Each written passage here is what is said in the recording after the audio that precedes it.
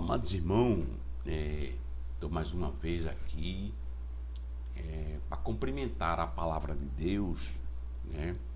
Para que todos também entendam, que eu sei que a igreja entende, o povo entende, né?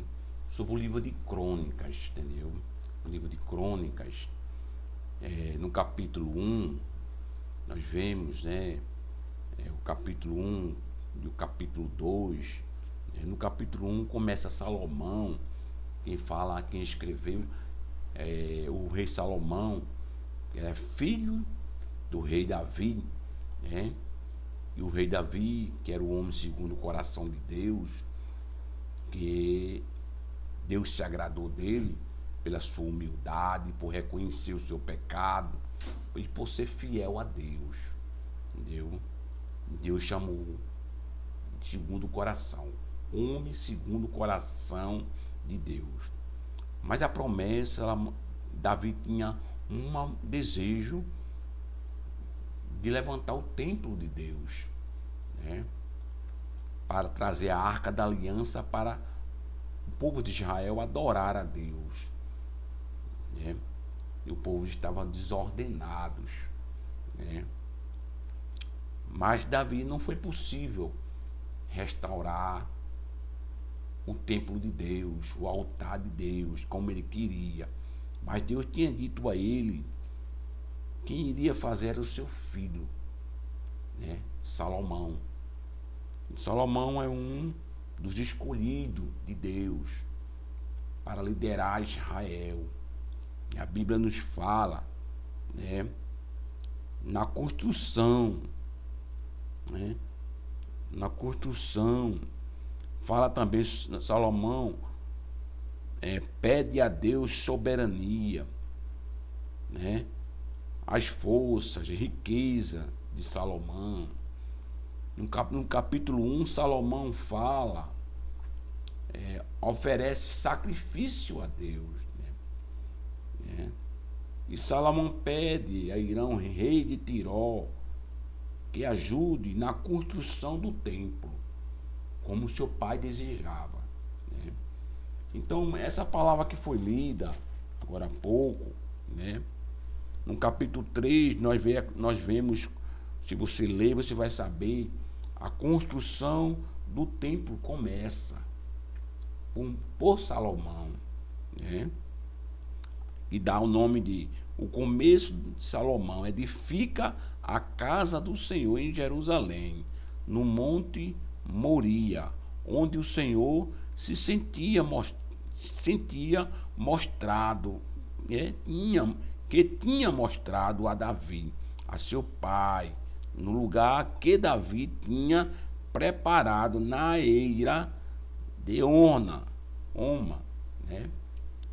E Jebuseu, e começou a edificar no segundo mês, no dia segundo ano, no ano quarto do seu reinado. E estes foram os fundamentos, né, que Salomão pôs para edificar a casa de Deus. Tudo isso, irmão, tinha que fazer para que Deus te fizesse presente, né? Para que o povo voltasse a adorar a Deus, cumprir com as suas obrigações, com o seu sacrifício que era oferecido, que era a lei, né? Por isso nós vemos no capítulo 3, a construção do templo foi feita. Depois que fez a construção do templo, foi levado para lá, né? No capítulo 5 diz que, verso, o capítulo 5 diz assim, que assim acabou toda a obra que Salomão fez para a casa do Senhor. E então trouxe Salomão as coisas consagradas de Davi, seu pai, a prata, o ouro, todos estecilo, e pô-los entre os tesouros da casa de Deus. Está entendendo, irmãos? Amados ouvintes da palavra de Deus. Tudo isso.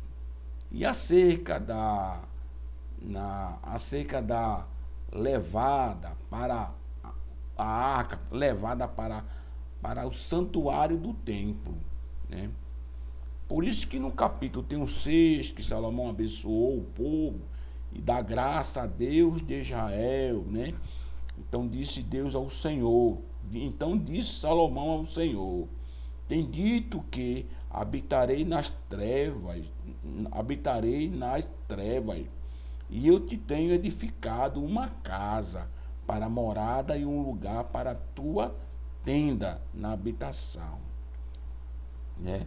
Você vê que o povo de Israel criou, ainda fizeram, o desejo de Davi era fazer um templo para a morada de Deus, que era a arca de Deus, que foi dada a Moisés para o povo hebreu, né? Se fazer presente, para que Deus se simbolizava, para que Deus permanecesse ali, que a arca simbolizava a presença de Deus no meio do povo, né? Por isso que em 2 Crônicas, já no capítulo 7, como foi dito no outro vídeo, né, a continuação, diz que o próprio Deus, né, se agradou, mas Deus falou, porque ele dizia que era povo de Deus, mas não agradava a Deus, as suas atitudes, andava em lugares de caminhos errados de toda maneira, não oferecia o sacrifício como deveria feito, e todo o sacrifício que era feito, irmão, era em vão, não perdoava seus pecados. A lei não perdoava pecado, a lei condenava o pecado na carne.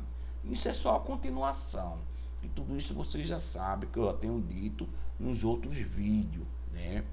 Mas no capítulo 7, né, Deus aparece a Salomão pela segunda vez e lhe faz promessa.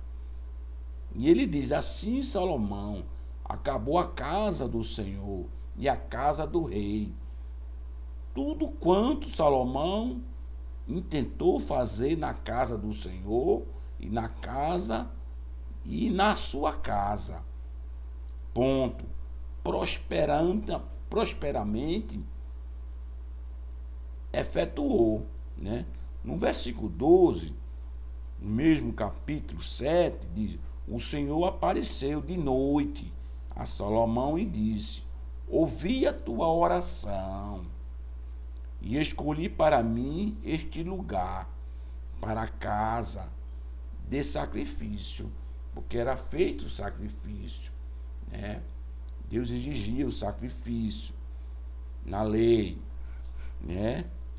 Que era um sacrifício, irmãos, amados irmãos, amigos da palavra de Deus, era um sacrifício que era feito de ofertas, né, de sangue de animais, mas para que o pecado não fosse, não era retirado, porque era sacrifício de animais, sangue de animais, né, cordeiro inocente que pagava o preço pelo pecado do ser humano, né? E Deus exigia. O pecado, ele era abafado, ele era temporalmente escondido, abafado. Deus blandava, esquecia um pouco o pecado, mas não era purificado, não era exterminado o pecado. O homem não tinha transformação, não tinha mudança, não tinha amor, não havia amor, mas tinha que cumprir a lei. A lei, ela tem que ser cumprida, não é desfazer da lei. Jesus Cristo não veio parar a lei, ele veio cumprir, ajudar a cumprir a lei. Só que a lei precisava de perdão, de amor, né? E Deus olhava aquele povo, e o povo dizia-se que era o povo de Deus. Israel era o povo de Deus, o judeu era o povo de Deus, né? Outras tribos eram também considerados e adoravam a Deus e glorificavam a Deus, e se considerava povo de Deus, mas não agradava a Deus Deus não estava se agradando os seus pecados, havia muitas coisas erradas. E para Deus tudo não tem que ser errado, tudo tem que ser certo, tem que ser por meio da palavra de Deus. E já havia o livro da lei, o Pentateuco, né? Que já havia os 10 mandamentos. E o ser humano não cumpria, irmão. Só fazia sacrifício de animais, sangue de animais, sobre a tampa da arca, que representava o Deus Todo-Poderoso. E tinha um sacerdote, e tinha um subsacerdote, né, para oferecer. Era o único que entrava na presença da arca, que significa o lugar do santo dos santos. E era fechado para a humanidade se aproximar. Ele trazia o sacrifício, mas quem oferecia o sacrifício, derramava o sangue sobre a tampa da arca, era o próprio sacerdote, o sumo sacerdote, né? E ele também tinha que andar conforme a ordenança de Deus, senão ele morreria ali dentro. E ele chegava no lugar do santo amarrado com uma corda pela cintura, viu? Porque se ele errasse qualquer ritmo daquele, qualquer ponto daquele que Deus ordenou, ele morreria ali, fulminado, entendeu? E já tinha corda para o povo puxar o corpo dele, porque ninguém poderia entrar no lugar dos santos dos santos. Mas Deus, no mesmo livro, capítulo 7 de 2 Crônicas, que foi falado no outro vídeo, no versículo 14 até o 15, eu gostei de ler, gosto de ir até o 15. Né? No 14, aí Deus clamou, falou pela segunda vez a Salomão. Aí ele disse: se o meu povo, que se chama pelo meu nome, se humilhar e orar e buscar a minha face e se converter dos seus maus caminhos, então eu ouvirei. Ele vai ouvirei, né? Buscar a minha face e se converter. Ele manda que se converta. Pode crer, irmão, que não tinha ninguém convertido. Era a se converter dos seus maus caminhos. Então eu ouvirei do céu e perdoarei os seus pecados e sararei a sua terra. Entendeu? Mas nada disso foi possível. Mas o Deus falando é palavra de Deus e se cumpre, porque é Deus que está falando. Entendeu? E Deus fala ainda hoje para todo aquele que anda no caminho errado, que anda no caminho, anda desgarrado, que diz que serve a Deus, mas não serve. E muitas vezes está preocupado com as coisas desse mundo, com as coisas da terra, e se esquecendo que Deus tem um plano para você nessa terra, enquanto você está com vida. E você precisa se arrepender dos seus maus caminhos, dos seus maus costumes, dos seus maus modos, e se converta de verdade ao Senhor e ore. Veja que tudo para isso acontecer, o filho de Davi, Salomão, o rei Salomão, ele teve que construir um templo, ele teve que construir o altar. A mesma coisa do profeta Elias, quando ele enfrentou aqueles 450 profetas de Baal e mostrou para Israel estava adorando a Baal, entendeu? Não queria mais adorar o Deus vivo, todo-poderoso, o Deus do céu e da terra. Foi preciso o profeta Elias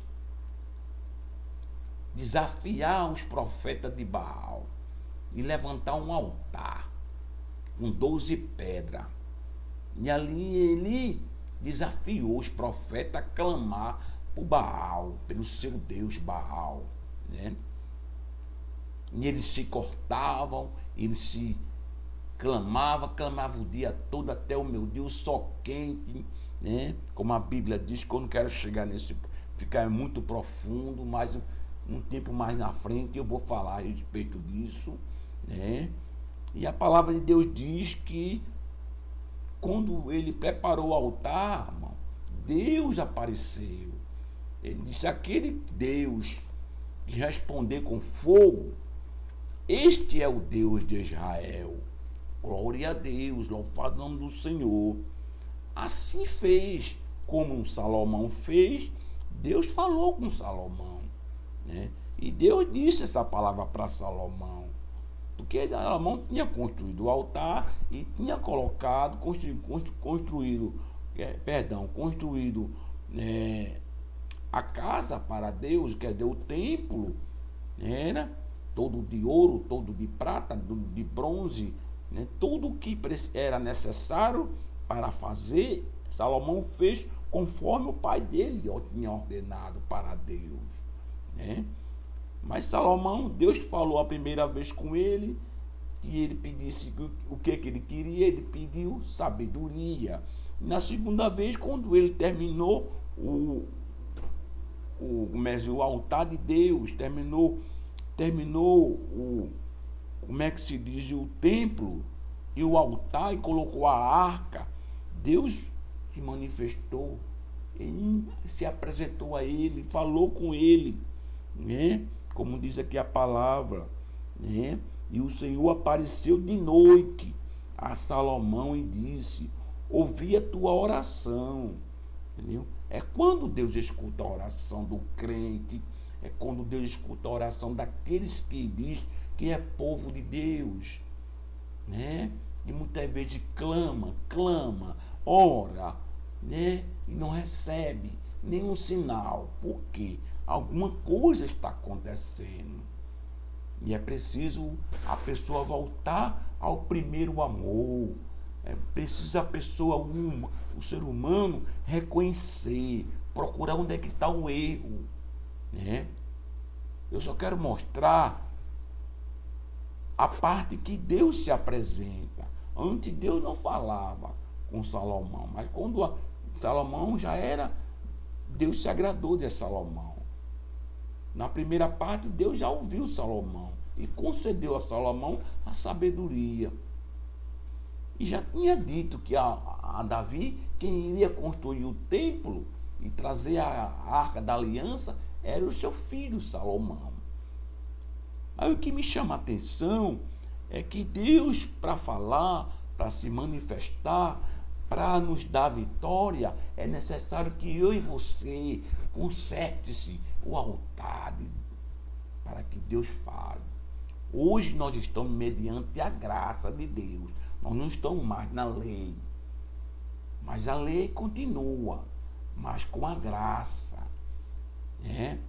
E é preciso consertar o altar. O altar de Deus agora não é mais templos feitos por mão de homens. Que Deus disse que não habita em templo feito por mão de homens, mas sim em templo feito pelas suas mãos. Está escrito aqui na palavra. Me fala a memória, mas eu vou encontrar e vou dizer a vocês. Porque o templo e morada de Deus, que é o Espírito Santo, é cada um de nós que reconhece o seu Criador, que reconhece a sua palavra, que se converte dos seus pecados, né? E que aceita Jesus Cristo, o Filho de Deus que foi enviado, que é o caminho, que é a verdade, que é a vida, que é a porta, que é a luz, que é a luz do mundo, que é a vida, que é a ressurreição.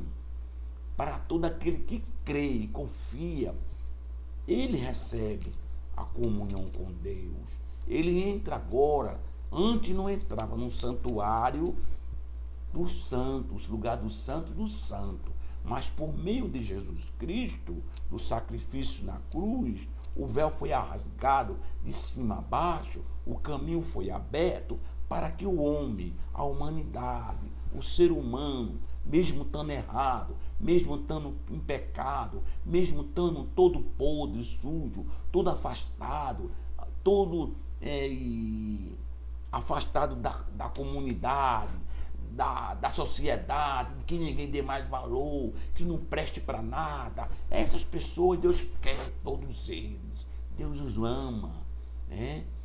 Para que hoje ele possa ser transformado por mediante a fé no seu Filho Jesus Cristo, o Salvador do mundo. Para que hoje ele possa receber o perdão dos pecados, ser justificado por Jesus Cristo, o nosso mediador, o consumador da fé, o que está à direita do Pai Todo-Poderoso. É Ele que está intercedendo pela humanidade, por todos nós. Mas é mediante a fé, é pela graça, é mediante a fé e o arrependimento, o reconhecimento que é pecador e que precisa de Deus, que precisa retornar para o seu lugar de origem, para o seu lugar, para perto de Deus. E Deus fez o sacrifício quando entregou Jesus Cristo na cruz do Calvário. E a oportunidade é esta, que está hoje aí. Que está hoje. Hoje você pode buscar a Deus por meio de Jesus Cristo. Não há outro caminho, não. Você pode ser o que for. Você pode ser doutor. Você pode ser o que for. Você pode ser rico, em dinheiro, em bem aqui na terra. Mas isso aí, para Deus, não vale nada, não. Você tem que ter fé. Você tem que crer. Você tem que ter o Espírito de Deus na sua vida, habitando. Você tem que se tornar o templo e morada de Deus, o templo e morada do Espírito Santo, por meio do arrependimento, mediante a fé em Cristo Jesus.